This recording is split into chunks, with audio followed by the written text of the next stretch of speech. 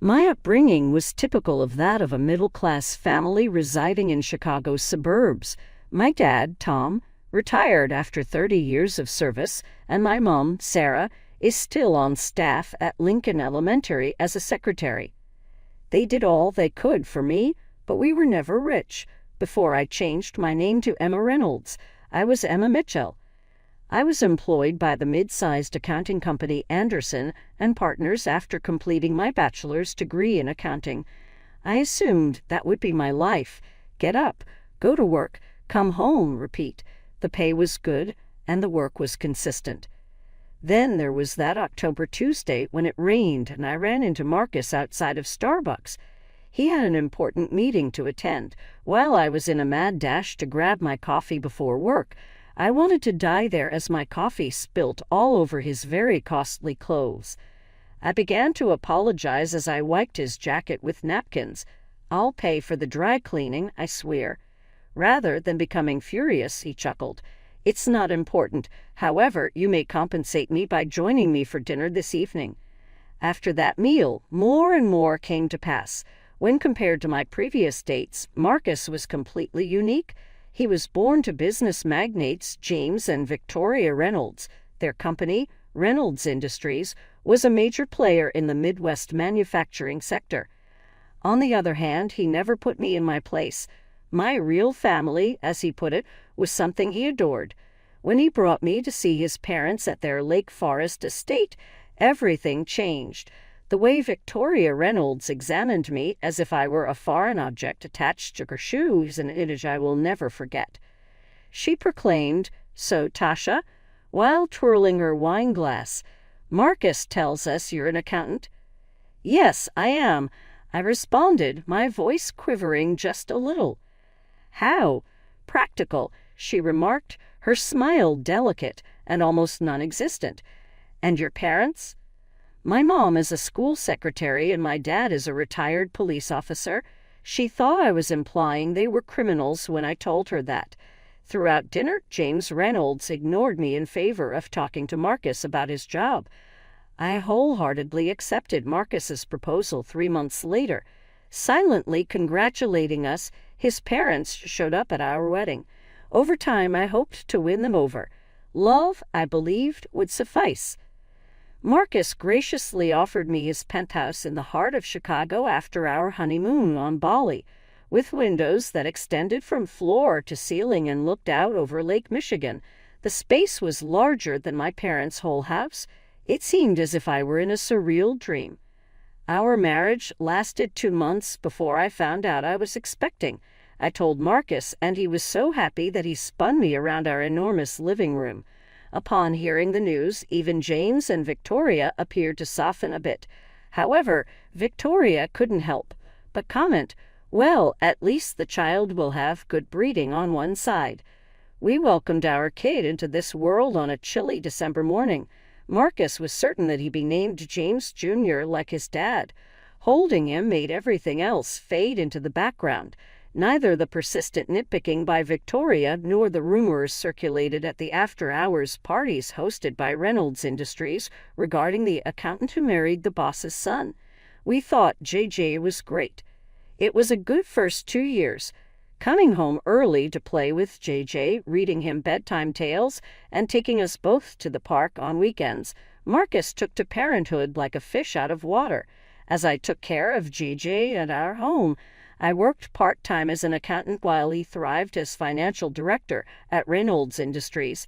Despite their distaste for me, Victoria and James lavished their grandchild with costly presents and made frequent visits. Things began to shift, though, around the time JJ became 3 years old. "Big project at work, honey," Marcus would say every time he arrived home later than before. "You just don't get it." No longer did the dad make it home in time to see his son. He barely made it to bedtime. Next thing we knew, it was Thursday, and Victoria had dropped by our flat unannounced, her Hermes scarf artfully tucked in, weather permitting.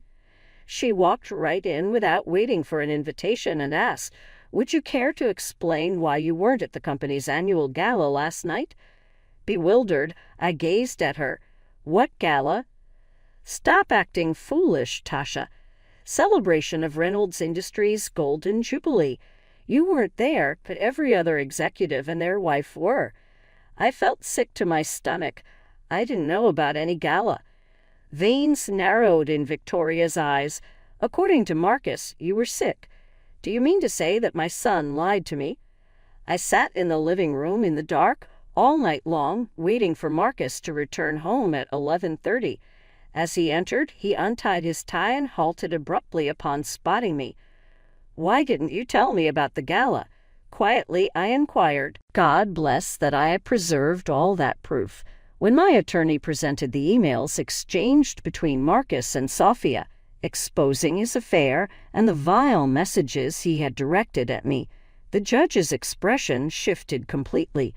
Those texts, discovered by chance, had uncovered truths I had feared, and the timestamps validated that I wasn't imagining things. The judge scrutinized the evidence, her tone now cutting. "Mr. Reynolds, you claim your wife is unstable, yet these emails suggest that you were the one deceiving her, gaslighting her?" Marcus squirmed in his tailored suit, visibly uncomfortable. In the end, the court granted me primary custody of JJ, ordered Marcus to pay child support, and restricted his visits to every other weekend. With my parents' help, I returned to my accounting job full-time. They took on grandparent duties without complaint, transforming their retirement into full-time care for JJ. It wasn't the life of luxury we had once known, but it was real and it was ours. Their modest home was warm and welcoming, the kind of warmth I had been missing for years. One quiet Saturday morning as I prepared breakfast, a black Range Rover pulled up outside. Marcus and Sophia emerged, dressed in designer outfits worth more than my monthly salary. Without waiting for an invitation, Marcus strode into the house, declaring, "I'm here to see my son." Sophia followed, her gaze sweeping over the cozy but well-loved furniture with a look of disdain. "Oh my God," she sneered, picking up one of Mom's cherished family photos. She laughed. "This place is like a real kennel." I looked her dead in the eye. "Watch what you say." Sophia turned to Marcus, her voice dripping with scorn. "How can you let him live in this shack, darling? And these old folks?" She gestured toward my parents with a dismissive wave. "A Reynolds heir shouldn't be raised here." "Get out of my parents' home," I said, keeping my voice steady. "Now." Marcus smirked, leaning in. "You think you've won in court?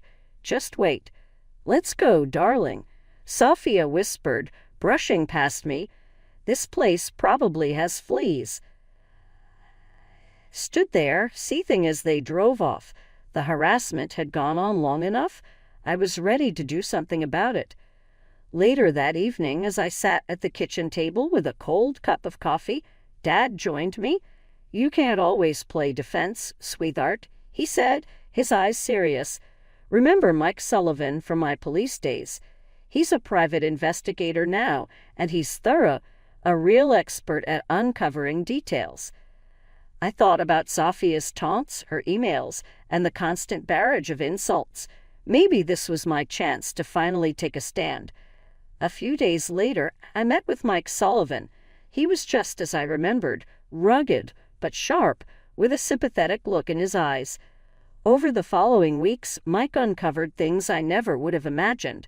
First, Sophia Loren wasn't even her real name. She was Carla Larson, a seasoned con artist who had built a career preying on wealthy men. Even worse, she'd been siphoning funds from Marcus's business accounts and selling insider information to his competitors. She was a criminal hiding behind a veil of luxury and refinement. Mike handed me one last piece of evidence. "Remember that big contract Reynolds Industries lost?" Sophia sold the bid details to their rival just days before the deadline.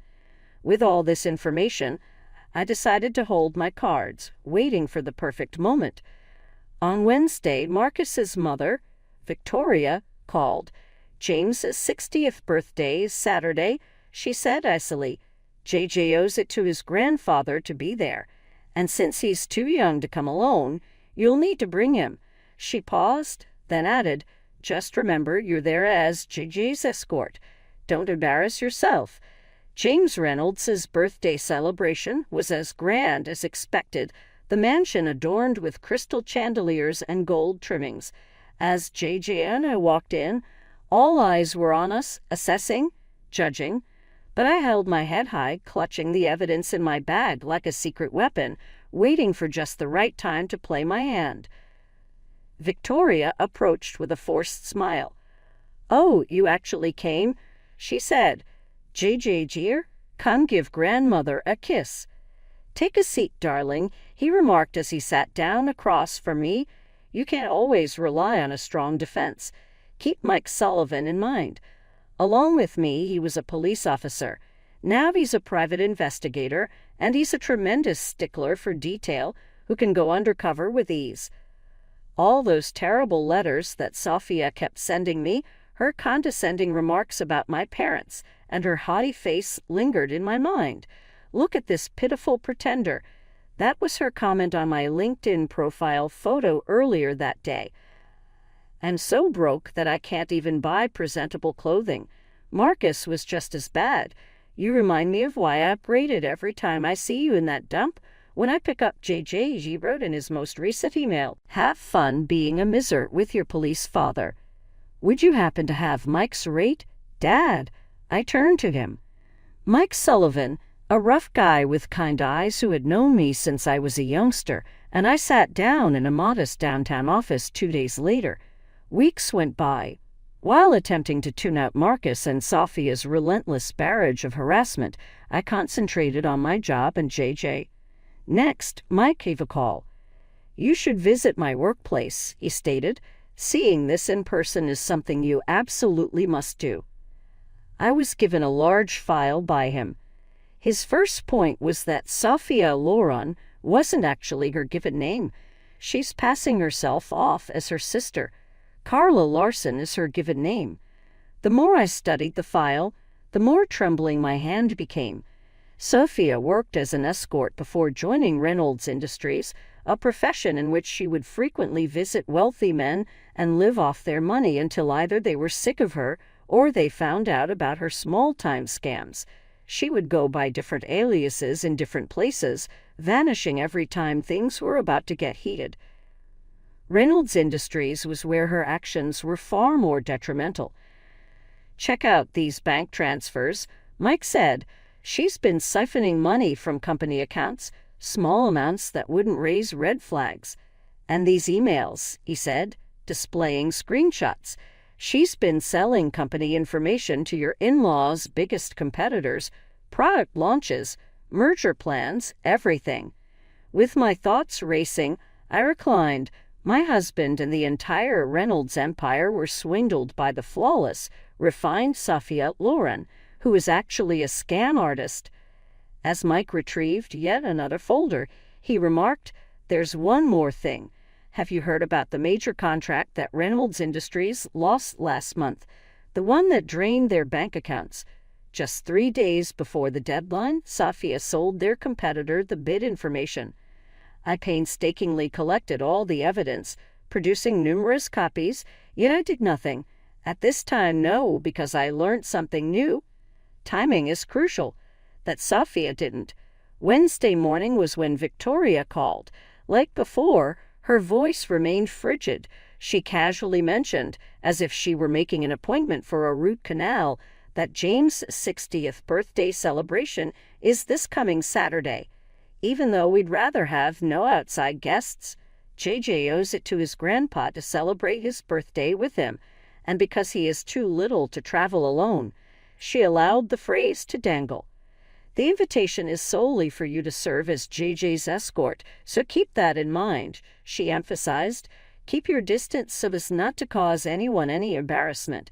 7 o'clock is when the celebration begins." You may have predicted that James Reynolds' 60th birthday bash would be grandiose. Servants carried silver trays laden with champagne as the mansion was adorned with crystal and gold. Upon entering, JJ and I were met with every critical eye. "Oh, you came," Victoria said, her smile tightly wound. "Well, JJ darling, Come give grandmother a kiss." Standing awkwardly beside the appetizer table, I observed my son being led about like a show pony. Everyone else in the room either paid me no mind or muttered something under their breath. While I waited, I held on to the big bag that held Mike's paperwork. Marcus escorted Sophia inside the building at that moment.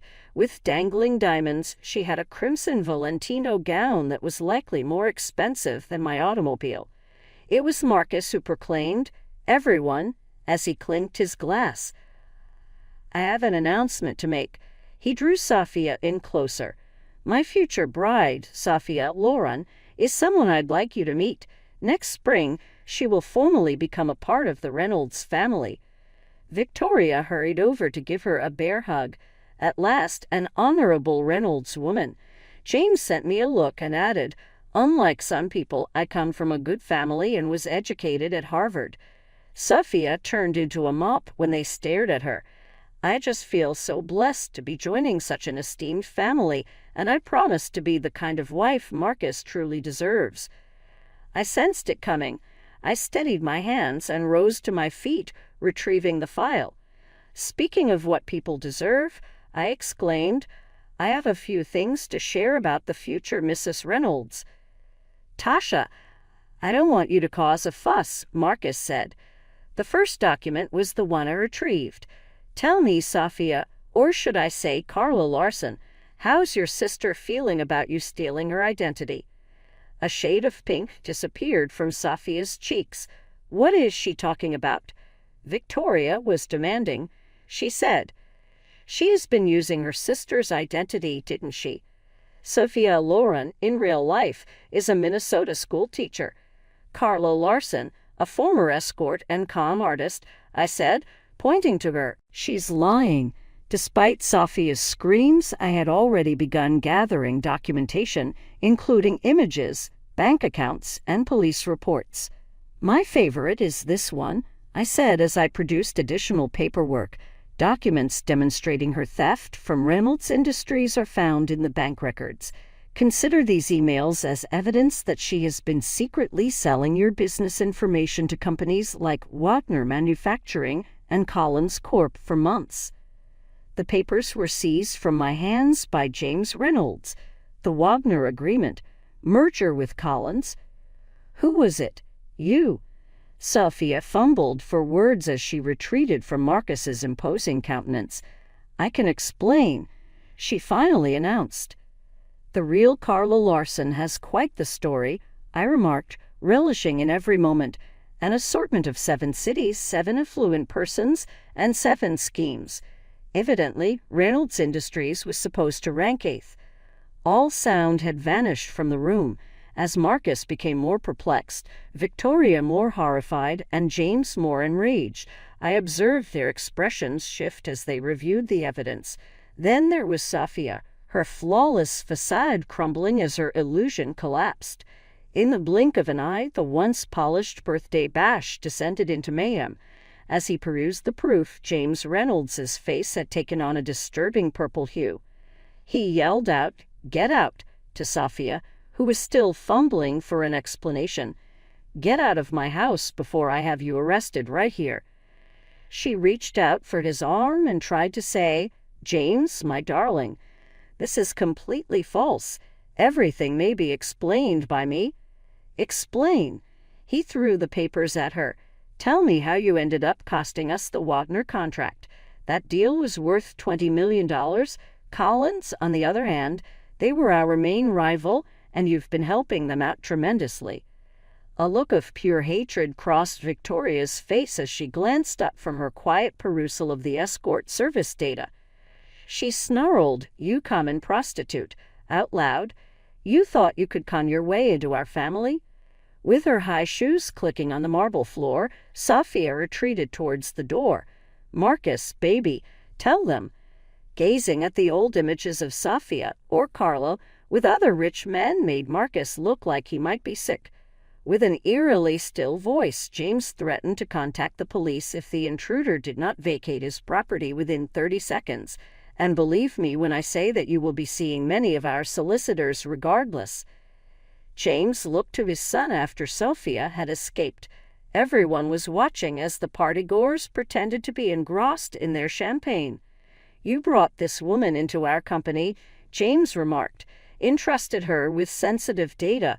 For the sake of what? How lovely was she? Had charming legs?" "Dad, I had no idea," Marcus started to say. "Indeed," James yelled out. "You had no idea. Forgot to verify." He looked over at JJ and adjusted his tone slightly. "Without utilizing your brain, of course. Marcus, I'm firing you. Get your office in order by tomorrow." "But Dad—" "And the flat where you currently reside. Owned by the business. Look for a new place to call home." Victoria, who had been unusually silent, abruptly shifted her attention to me. "Tasha," she murmured, her voice suddenly filled with anguish. "Apologies are due to us. Quite a noteworthy one. God only knows how much damage you prevented for our firm." James gave a serious nod. "You were our mistake. Totally incorrect. You've done a better job of living up to the Reynolds reputation than—" He peeked over at Marcus. "When Sophia attempted to board a flight to the Cayman Islands 3 days later, she was apprehended at O'Hare.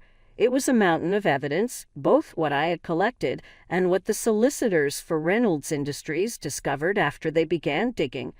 She was liable to pay hefty fines and face serious fraud accusations. From what I understand, Marcus was residing at the condo of a friend while he sought employment elsewhere. No other banking institution was interested in hiring a man who had been sacked for such egregious carelessness. Everything changed 6 months ago during James Reynolds' birthday celebration. Sitting here in my new flat, which is ideal for JJ and me but not quite as grand as the one I had with Marcus, I feel at peace. I was given it by the Reynolds family as a sign of their gratitude for rescuing their company from Sophia's scams. The least we could do," James had remarked as he passed the keys to me. "After everything, well, you understand. Good schools are in close proximity to the flat, and the neighborhood is pleasant. My home office looks out onto a park, whereas JJ's room is adorned with posters of superheroes. Even though it lacks the opulence of a penthouse with views of a lake, this flat manages to make you feel at home." Only a month ago, Marcus uprooted his life and headed west to California. On a regular Sunday at 7 o'clock in the evening, he contacts JJ. At least he's making an effort to be a dad, even though their phone talks are brief because JJ is still too young to have lengthy ones. I don't mind if he never initiates a conversation with me. Burned bridges remain. Within the Reynolds family, there has been the most noticeable shift. Victoria pays us a weekly visit, and I'm always surprised to see that she brings gifts for both JJ and myself. She dropped over a stunning flower for my window ledge last week. The unexpected dinner invitation from Victoria and James to my parents was the true shocker. There was a noticeable class split during my wedding. The previous time they were all in the same room, so I was anxious. The situation, however, had changed. I was astounded to see how James, clearly interested in his father's experiences on the force, inquired about his tenure. While conversing about gardening, Victoria and Mom shared gardening suggestions, specifically for roses. Towards the evening's conclusion, Victoria addressed my mom as Sarah, saying, "You and Tom raised a remarkable daughter." Our group, yes, I apologize for the delay in noticing it. "We always had an inkling of Tasha's abilities," Mom responded humbly. "Sometimes it just takes others a while to catch up. Nobody has it easy. On days when I want for Marcus to be the man I imagined him to be, I fret over how my son, JJ, will cope with having a father who lives far away. When I see my healthy, happy boy playing with his grandparents, I reassure myself that everything will be all right. I discovered JJ last night poring over a wedding photo of Marcus and me. His question was, 'Do you miss Daddy?' Pulling him near, I took a seat beside him. Sometimes, I admitted with all candor, but guess what? Not everything works out the way we expect it to. Before anything good happens, something bad could happen. Maintaining your authenticity is paramount. As I put him to sleep later, I reflected on how far we had gone, from the Reynolds family's contemptuous treatment of the plain accountant to the lady who rescued their business. The joyful conclusion you were hoping for doesn't always materialize. It can be better at times.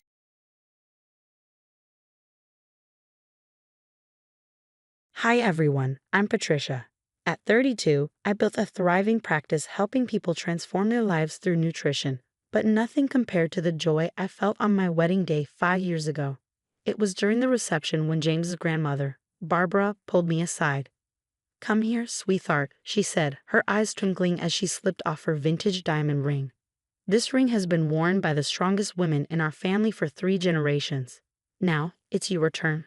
I remember tearing up as she placed it on my finger. The antique setting sparkled with tiny diamonds surrounding a brilliant center stone. Martha, my mother-in-law, hugged me tightly and whispered, "Welcome to the family." Truly, everything felt perfect until James's younger sister, Susan, moved back home after her divorce 6 months ago. At the first Sunday dinner after Susan's return, I caught her staring at my ring. "That ring is absolutely gorgeous," she gushed, grabbing my hand across the dinner table. "Grandmother had such amazing taste." "Indeed she did," Martha smiled. "And Patricia takes such good care of it." But something felt off. Every Sunday dinner became an endless stream of Susan's comments about the ring. "Remember when grandmother used to let me try it on?" she'd muse. Or, "Grandmother always said I had the same delicate fingers as hers." Then came the stories. "Oh, Patricia, did I ever tell you about how grandmother promised me her jewelry collection before she passed?" she would say, her voice dripping with sweetness.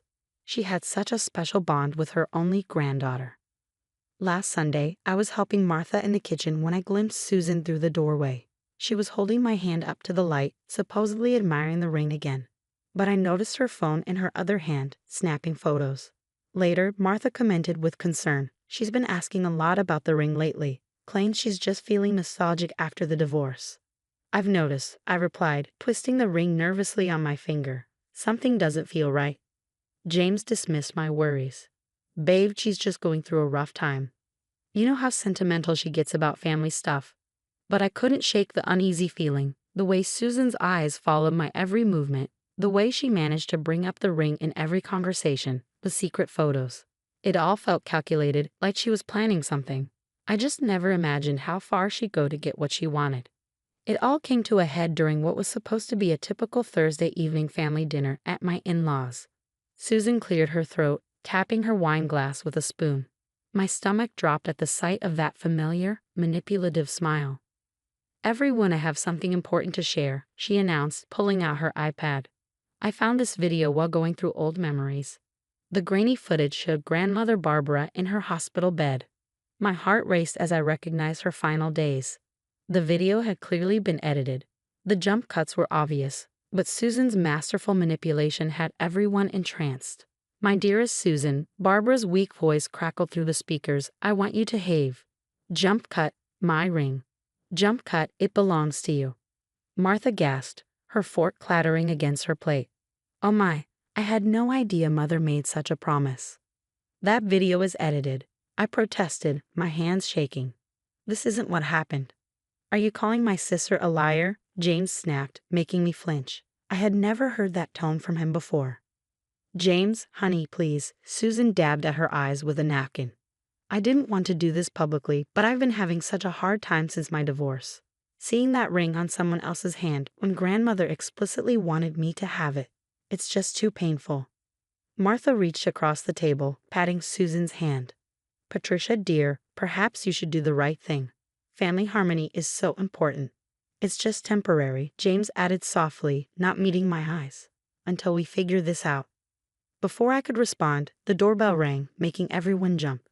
Martha's friend Rebecca had arrived early for their book club meeting. She stood frozen in the doorway, sensing the tension. Susan's voice turned sharp. "Give me the ring," she demanded, her mask slipping. "I'm the real granddaughter here. You're just some outsider who married in." My fingers went numb as 6 pairs of eyes bored into me. Even James, my supposed partner, sat silent as his sister attacked me. With trembling hands, I tried to remove the ring, but it stuck, almost like a final protest. "Here, let me help." Susan grabbed my hand roughly, yanking the ring free. I watched in horror as she immediately slipped it onto her own finger, admiring how it caught the light. "Perfect fit," she smirked. "Just like grandmother always said." Rebecca cleared her throat from the doorway. "Susan, isn't that the same trick you pulled with Caroline's earrings in college?" Susan's head snapped up, her eyes flashing with warning. "I don't know what you're talking about, Rebecca. This is a family matter." But the damage was done. I stood up, my chair scraping loudly against the floor. Without a word, I grabbed my purse and walked out, ignoring James calling after me. As I reached my car, Rebecca hurried after me. "Wait," she called. "There's something you need to know, Susan, something that happened years ago." The next morning, Rebecca and I met at a quiet coffee shop downtown. She wrapped her hands tightly around her coffee mug, leaning forward. "Susan's been doing this for years. In college, she stole her friend Caroline's family heirloom earrings, claiming her grandmother had promised them to her. She sold them to cover gambling debts." My mind raced. Could Susan have done the same with my ring? I needed proof. Later that day, I visited Mercy Hospital, where grandmother Barbara had spent her final days. Nurse Janet, who had cared for her, was still there. "Susan?" "No, she never visited," Janet said, shaking her head as she checked the visitor logs. "The only visitors were Martha, James, and you. You came every day after your nutrition clinic closed." Janet paused, then pulled out her phone. "Actually, Mrs. Barbara asked me to record something for her. I still have it, but with everything that happened, I forgot to share it." The video showed grandmother, weak but clear-minded, speaking directly to the camera. "Martha, make sure Patricia keeps the ring. Susan's been calling, demanding all my jewelry. But that ring belongs to Patricia. She has the pure heart this family needs." My hands trembled as I forwarded the video to Martha. Within minutes, my phone exploded with messages. Martha had discovered that Susan's deception went deeper. The family security cameras had captured Susan rifling through my purse during Sunday dinners, photographing my credit cards. "Meet me at the bank," James texted urgently. "You need to see this." At the bank, James looked devastated. "Susan's been forging checks from our joint account. She has massive gambling debts, liens against her house." His voice cracked. "She pawned Mom's pearl necklace months ago." While James dealt with the bank, I drove past Susan's house. Through the window, I saw her gesturing angrily on the phone. The ring on her finger sparkled, but something seemed off in the way it caught the light. Then Rebecca called. "I just left the jewelry store where Susan's been hanging out. The owner confirmed she sold him a diamond ring matching your description 3 days ago. What she's wearing now is a cheap replica. I found records of her selling jewelry across 3 states, each time claiming they were promised to her." The pieces fell into place. The compliments, the photos, the fake video, all part of her calculated plan. But Susan had made one crucial mistake. She kept the fake ring. Martha called, her voice shaking. "I've invited everyone for dinner tomorrow night. Susan thinks we're celebrating her getting the ring, but Janet's bringing the real video. The jeweler's coming to examine the fake ring, and Rebecca has gathered statements from Susan's other victims." I touched my bare finger where the ring used to sit. "What about James? Will he stand with us?" "He's already called the police about the forged checks," Martha replied grimly. "Susan went too far this time. I never imagined this was my daughter. Tomorrow night, everything changes." Looking at the mountain of evidence, the visitor logs, security footage, bank statements, and victim testimonies, I felt a strange calm. Susan thought she won, but her house of cards was about to collapse spectacularly. The next evening, Susan swept into the dining room in a designer dress, clearly bought with her ill-gotten gains. The fake ring sparkled unnaturally on her finger as she played the gracious hostess. "I'm so glad we can all move past this unpleasantness," she said with a triumphant smile, barely disguising her victory dance. Just as we sat down for dinner, Martha's friend David, who, unbeknownst to Susan, was a certified gemologist, arrived. Susan, too busy flaunting her heirloom, barely noticed him. "Susan, dear," Martha spoke up during dessert, "would you let David take a closer look at the ring? He's always had such an interest in family heirlooms." Susan's smile faltered just for a second. "Oh, I wouldn't want to take it off. It's so special to me." Please, Martha insisted, her voice carrying a steely edge I had never heard before. David examined the ring under his portable loupe, his expression darkening. This is cubic zirconia in a brass setting, worth maybe $50. The color drained from Susan's face. That's impossible, she stammered. Right on cue, Rebecca entered the room, a folder clutched in her hands. Is it? She said, her voice cutting through the silence. Because I have the receipt from Crown Jeweler showing you sold the real ring 3 days before that family dinner. You went through my things. Susan shrieked, backing away from the table. Like you went through my purse, I countered, my voice steady. The security cameras caught everything, Susan. James connected his laptop to the TV, playing grandmother Barbara's real video message. The room fell silent as Barbara's weak but unmistakable voice filled the air, explicitly naming me as the rightful owner of the ring. Susan's elaborate house of lies crumbled before our eyes. It was just a loan, she sobbed, mascara streaming down her cheeks. I needed to cover some debts. I was going to buy it back. Like you were going to buy back Mom's pearls? James's voice cracked. Or replace Caroline's earrings. We found everything, Susan. Every pawn shop, every victim, every lie. You don't understand. Susan screamed, her desperation palpable. I deserve that ring. I'm blood family. Blood family doesn't steal, Martha said quietly. Blood family doesn't lie or hurt their own for money. Panicking, Susan lunged for her purse. But David blocked her path. The police have been notified about the forged checks, he said calmly. I suggest you stay. I stood up, my heart pounding but my voice clear. I'm not pressing charges over the ring. The room fell into stunned silence. Not because you deserve mercy, I continued, meeting Susan's bewildered gaze, but because I'm choosing to be better than you. The ring's gone, and honestly, I'm glad. It showed me exactly who you are. The next day, James retrieved the original ring from the pawn shop. But I handed it over to Martha for safekeeping. Some things, once broken, can't be fixed, like trust. 6 months later, Susan's gambling debts made local headlines. She had fled town, leaving behind a trail of debt and shattered relationships. I rarely saw the family anymore, except for Martha, who had become more of a mother to me than I ever imagined. On my birthday, Martha surprised me with a new ring, a simple band with a small diamond. This represents who you truly are, she said, her eyes warm. Strong, genuine, and impossible to fake. I wear it proudly, a reminder that family isn't about blood or inheritance. It's about truth, trust, and choosing to rise above those who try to drag you down. Have you ever forgiven someone who deliberately humiliated you in front of your family? Would you have pressed charges against Susan, or do you agree with my decision to take the high road? Sometimes the best revenge is showing others that their toxicity can't break you. Share your thoughts in the comments below.